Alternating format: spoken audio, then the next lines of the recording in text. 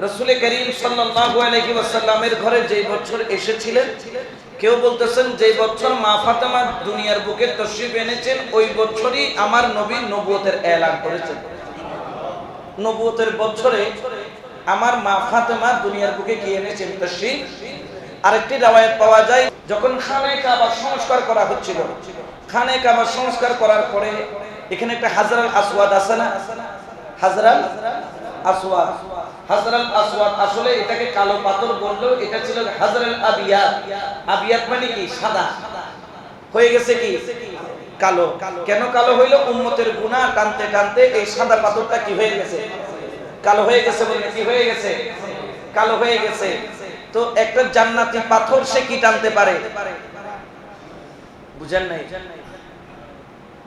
একটা জান্নাতি পাথর যেটাতে চুমু দেওয়ার জন্য যারা উমরা করেছেন, যারা হজ করেছেন তারা জানে, এটা তো চুমু দেওয়ার জন্য অনেক সময় মানুষ সেখানে চাপের মধ্যে পড়ে মারা যায়, কিন্তু এটা চাপাচাপি করার কোনো বিষয় নয়। এটা দূর থেকে এরকম হাতকে ইশারা করে লাগিয়ে তাবাসসুম করলেও হয়ে যায়।